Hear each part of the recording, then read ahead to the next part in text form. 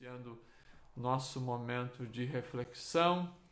A gente quer colocar também a Europa, a gente quer, desde já queremos colocar toda a Europa, em especial a Irlanda, que está tendo uma nova onda de infecções do coronavírus. Infelizmente, os casos, depois desse mês e meio de reabertura, digamos assim, nós estamos tendo muitos casos de novo e muitas coisas estão voltando a se restringir.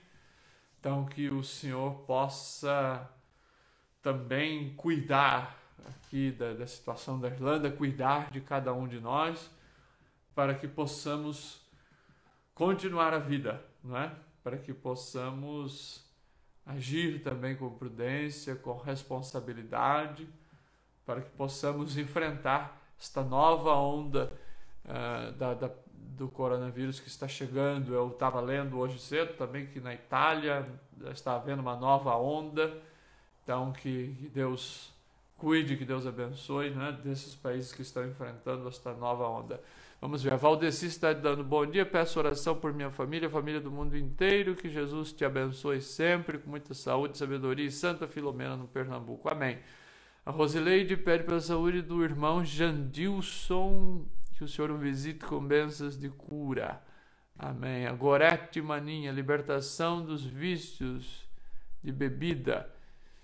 Alguém da família dela, provavelmente. Também a Regina Costa, interceder por Rafael Neves, do Rio de Janeiro, de um câncer do intestino com metástase no fígado, que vai ser submetido a uma cirurgia para a intersecção da metástase.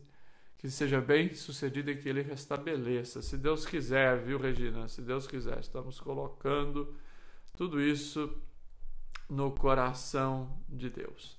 Então vamos iniciar o nosso momento com a nossa oração. Iniciemos em nome do Pai, e do Filho, e do Espírito Santo. Amém.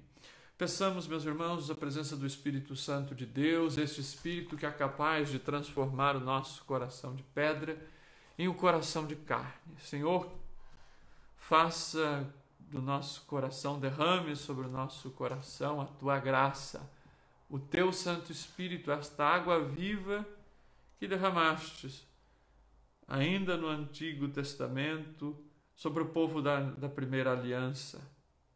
Aquele povo infiel, aquele povo que descumpriu as suas normas, as suas leis, mas que vós, ó Pai, com misericórdia, olhastes sobre eles e derramastes o vosso Espírito. Derrama, portanto, Senhor, este mesmo Espírito sobre cada um de nós, para que o nosso coração seja um coração de carne, seja um coração aberto, um coração capaz de amar.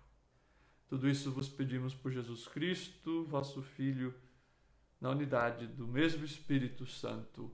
Amém. Em nome do Pai, e do Filho, e do Espírito Santo. Amém. O texto de hoje, meus irmãos, é tirado de São Mateus, capítulo 22, versículos de 1 a 14, nesta quinta-feira da 20ª semana do tempo comum. Jesus voltou a falar-lhes em parábolas e disse: O reino dos céus é semelhante a um rei que celebrou as núpcias do seu filho. Enviou seus servos para chamar os convidados às núpcias, mas estes não quiseram vir. Tornou a enviar outros servos, recomendando: Dizei aos convidados: Eis que preparei meu banquete, meus touros e cevados já foram abatidos, e tudo está pronto. Vinde às núpcias. Eles, porém, sem darem a menor atenção, foram-se, um para o seu campo, outro para o seu negócio, e os restantes, agarrando os servos, os maltrataram e os mataram. Diante disso, o rei ficou com muita raiva e, mandando as suas tropas, destruiu aqueles homicidas e incendiou-lhes a cidade. Em seguida disse aos servos: As núpcias estão prontas, mas os convidados não eram dignos. Ide, pois, às encruzilhadas, e convidai para as núpcias todos os que encontrardes. E esses servos, saindo pelos caminhos, reuniram todos os que encontraram, maus e bons, de modo que a sala nupcial ficou cheia de convivas. Quando o rei entrou para examinar os convivas, viu ali um homem sem a veste nupcial e disse-lhe: Amigo, como entraste aqui sem a veste nupcial? Ele, porém, ficou calado. Então disse o rei aos que serviam: Amarrai-lhe os pés e as mãos e lançai-o fora nas trevas exteriores. Ali haverá choro e ranger de dentes. Com efeito, muitos são chamados, mas poucos escolhidos. Palavra da salvação. Glória a vós, Senhor. Meus amados irmãos, nós temos hoje este texto do capítulo 22 de São Mateus. Do capítulo 19 ao capítulo 23 de São Mateus, nós temos a quarta parte das narrativas, que é justamente as narrativas sobre a vinda do reino de Deus, sobre o reino que há de vir, sobre a vida eterna, portanto, são textos, são histórias em que Jesus vai conversar com as pessoas sobre a escatologia. E, particularmente aqui nos capítulos 21 e 22, nós temos uma série de 3 parábolas, das quais esta que nós ouvimos hoje é a terceira, em que Jesus vai dialogar com os mestres da lei, com os chefes dos sacerdotes, com as autoridades do judaísmo, portanto, para falar sobre o reino dos céus com elas e para falar com elas sobre esta recusa que havia por parte dos judeus de aderirem à proposta trazida por Jesus, à mensagem, ao caminho trazidos por Jesus Cristo. E Jesus, ele então conta 3 parábolas. A primeira delas, que está ainda no capítulo 21, é sobre os 2 filhos, aqueles 2 que o pai chama para trabalhar na sua vinha. Um diz que não vai, depois vai, o outro diz que vai e acaba não indo. Depois nós temos a segunda parábola, que é dos vinhateiros homicidas, e nós temos essa terceira de hoje, sobre a festa de casamento promovida pelo rei. Esta parábola de hoje ela tem uma característica muito forte de uma alegoria. A alegoria é um texto bíblico que, se a gente substituir cada personagem daquela história ali, da parábola, por personagens da vida real, nós vamos encontrar exatamente os personagens, eles vão ser facilmente identificados. Então, nesta alegoria de hoje que Jesus conta, nós podemos trocar. Então, por exemplo, o rei como o próprio Deus, o filho do rei que casa, que celebra as núpcias, é o próprio Jesus.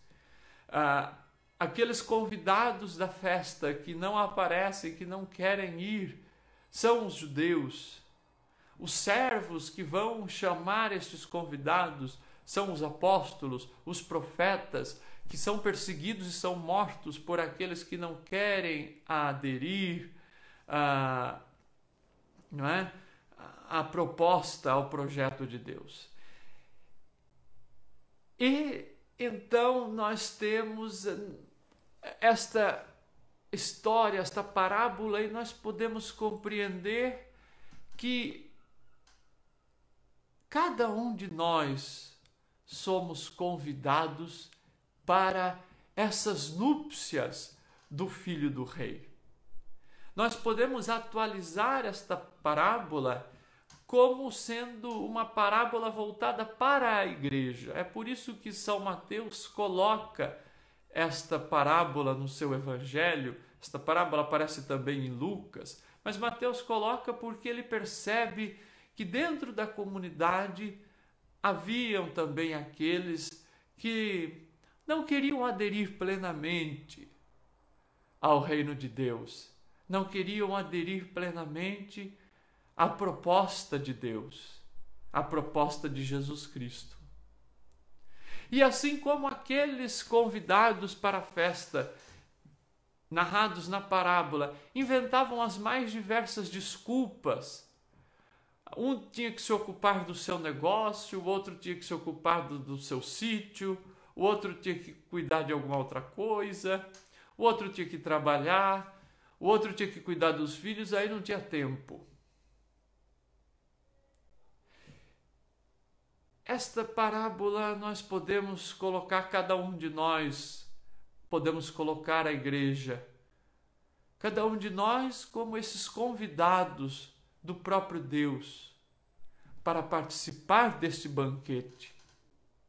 Este banquete que é a vida eterna, este banquete que é a vida em Deus, que é o seguimento do caminho de Deus, que é o seguimento do Evangelho. Mas, no entanto, meus irmãos, quem de nós nunca inventou uma desculpa para não seguir o caminho? Quem de nós nunca disse, eu tenho isso, eu tenho aquilo, eu não tenho tempo, eu não posso, eu não sou, eu não tenho conhecimento suficiente, eu não vou dar conta, eu não sou capacitado. Meus irmãos, quem de nós nunca deu uma desculpa para fugir, não só do seguimento de Deus, mas também das nossas responsabilidades no mundo? Quem nunca disse, isso não é para mim? Quem nunca disse, eu não posso ficar com meu filho, eu não posso cuidar, eu não tenho tempo para estar com o meu filho, eu não tenho tempo para estar com a minha família? Quem é que nunca disse isso? No entanto, o Senhor hoje nos convida a pensar e a refletir. Todos são convidados. Se nós não queremos entrar, se nós não queremos fazer parte destas núpcias, se nós não queremos fazer parte desta festa, o Senhor convida outros. Sempre haverá aqueles que queiram entrar. Se nós não queremos, outros irão querer. Mas o convite do Senhor é para todos, inclusive para nós que às vezes teimamos em não querer entrar. E o convite, meus irmãos, também é para aqueles que nós julgamos que não devam entrar, que nós julgamos que não deve ter espaço. A verdade, meus irmãos, é que nós vivemos em um mundo secularizado em que as coisas de Deus vão sendo sempre deixadas em segundo, em terceiro plano. As coisas de Deus aos olhos do mundo, a palavra de Deus, o Evangelho, cada vez vão perdendo mais o sentido diante da sociedade, diante daquilo que é mundano. Nós vivemos em uma sociedade mundanizada, secularizada. Nós vivemos em uma sociedade em que só tem sentido aquilo que é possível raciocinar. Nós vivemos em uma sociedade, meus amigos, em que só tem valor aquilo que é matemático, aquilo que é calculável, aquilo que é programável. Nós vivemos em uma sociedade pragmática, em que tudo deve ser exato, em que só as ciências exatas é que têm valor. Me desculpe os da engenharia, me desculpe os das exatas, mas o nosso mundo hoje carece de humanidade também. O nosso mundo hoje carece deste cuidar dos irmãos. E é justamente esta que é a dinâmica do reino de Deus. esta dinâmica do cuidado, em que a matemática é preciso, sim, é necessária para que nós planejemos, organizemos, mas em que a fé, em que a dinâmica de vida do Evangelho, ela é indispensável e se faz cada vez mais necessária. Neste tempo da pandemia, nós precisamos dessas duas asas, da fé e da razão. Precisamos da razão para encontrar as soluções, as vacinas, tudo aquilo que é necessário para extirpar este vírus. Mas nós precisamos da cultura, da ternura mais do que nunca neste tempo da pandemia, neste tempo do isolamento. Precisamos mais do que nunca neste período da cultura do cuidado, da cultura da compaixão, da cultura da misericórdia. E nesta sociedade, neste mundo descrente em que nós vivemos, do mundo moderno, em que só tem valor as contas, só tem valor a economia, só tem valor o capital, só tem valor quem tem dinheiro. Onde ficam os excluídos? Onde ficam os pobres? Onde ficam aqueles que não têm vez nem voz? Onde ficam aqueles em que não conseguem fazer o isolamento social, porque moram no barraco, moram numa família enorme, numa casa de 1 ou 2 cômodos? Como nós olharmos para essas pessoas? É preciso olhar também para elas. Aí entra a fé, aí entra esta dinâmica do Evangelho, esta dinâmica do seguimento de Jesus, para que nós possamos trazer também essas pessoas para junto de nós. Essas pessoas às quais o mundo não volta os seus olhos, porque provavelmente esta situação incomoda. Mas é a hora, meus irmãos, de nós cristãos olharmos para todos. Estes são os novos comensais, estes são os novos convidados do Senhor. Quando os orgulhosos, os prepotentes não quiseram aderir, o Senhor convida estes que são os seus preferidos, porque tem um coração manso, tem um coração humilde, tem um coração simples, tem um coração de pobre, como dizia a bem-aventurança. É por isso que o Senhor disse, nós vimos semanas atrás, no mesmo Evangelho de Mateus: eu te louvo, ó Pai, porque escondestes essas coisas dos sábios e entendidos e as revelastes aos pequeninos. Porque revelastes àqueles que têm um coração aberto à palavra de Deus, aberto ao Evangelho. Para o mundo, meus irmãos, a vida em Deus é uma vida para gente de segunda categoria, é uma vida... Seguir a religião, seguir Jesus para o mundo é uma coisa de gente estúpida, é uma coisa de gente que não tem instrução, que não tem estudo. É uma coisa, me desculpem o termo, de gente desocupada. Para o mundo é. Mas é por isso que o Senhor, Ele confunde o mundo e chama a todos para a sua festa. Chama a todos para a intimidade. Veja, a festa nupcial é a festa da intimidade. É a festa em que vamos ter acesso à casa do rei. É a festa onde temos a possibilidade de sentar à mesa com o rei. Meus irmãos, no entanto, O rei, ele coloca uma condição para entrar. É preciso vestir a veste nupcial.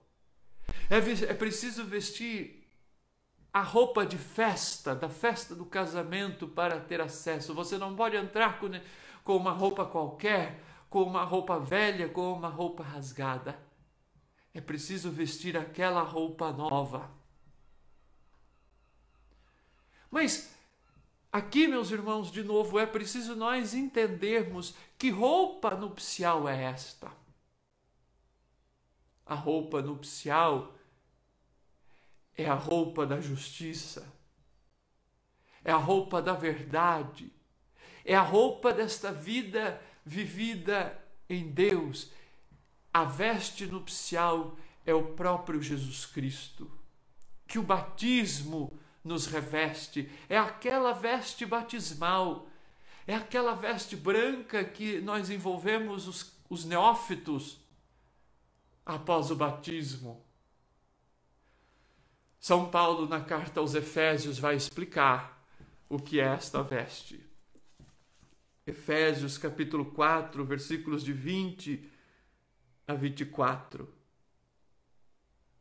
Vós, porém, não aprendestes assim a Cristo, se realmente o ouvistes, e como é a verdade em Jesus, nele fostes ensinados, a remover o vosso modo de vida anterior, o homem velho que se corrompe ao sabor das concupiscências enganosas, e a renovar-vos pela transformação espiritual da vossa mente e revestir-vos do homem novo, criado segundo Deus na justiça e santidade da verdade. O livro do Apocalipse, no capítulo 19, vai dizer que é preciso revestir-se de uma veste de linho, que o próprio Apocalipse explica. Esta veste de linho é uma vida santa. Esta é a condição, meus irmãos, que o Senhor dá para que nós entremos na sua festa, no seu banquete. Agora, o Senhor nos dá as condições, Ele nos dá esta veste. O Espírito Santo, que a primeira leitura de hoje, do capítulo 36 do profeta Ezequiel, que é lindo, vai dizer: o vosso coração de pedra, eu vou derramar sobre ele uma água pura, e esse coração de pedra será purificado e será transformado em um coração de carne. E eu colocarei o meu espírito no vosso coração. Deus está falando através do profeta ao povo de Israel, que foi infiel a Deus, que blasfemava contra Deus e que foi parar no exílio da Babilônia. E Deus agora, apesar da infidelidade do povo, Deus resgata o seu povo de Israel e faz esse povo voltar à terra, voltar a Israel, numa espécie de novo êxodo, numa nova libertação. E é isso que o Senhor faz comigo e com você também, meus irmãos, neste tempo. O Senhor derrama o seu Espírito sobre os nossos corações, sobre o nosso coração de pedra. O Senhor derrama o seu Espírito, esta água pura, esta água que vem para nos lavar, que vem para nos regenerar, para dar uma vida nova, para colocar em nós de novo um coração capaz de sentir.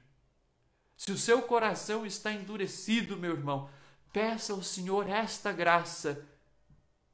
Peça a graça do Espírito Santo de Deus, esta água pura, que nos lava, que nos purifica, que nos reveste de novo desta veste nupcial e que nos faz assim capazes de entrar na dinâmica do reino. E esta festa, meus irmãos, que o Senhor nos convida, é muito maior do que qualquer festa real, é muito maior do que qualquer festa suntuosa. Esta festa é a festa do reino de Deus, é a festa que começa já aqui, com atitudes de misericórdia, de fraternidade, de amor, mas que vai chegar à sua plenitude na eternidade. Esta festa tem como prefiguração a Eucaristia, a qual todos nós somos chamados a sentar à mesa deste banquete que o noivo prepara para nós. Esta mesa da Eucaristia é uma prefiguração da mesa do banquete da eternidade, o banquete que nunca se acaba. Meus irmãos, que nós possamos nos moldar cada vez mais ao Senhor e assim fazer parte desta vida em Deus, fazermos assim o reino e levar o reino de Deus, nosso Senhor Jesus Cristo, para sempre seja louvado.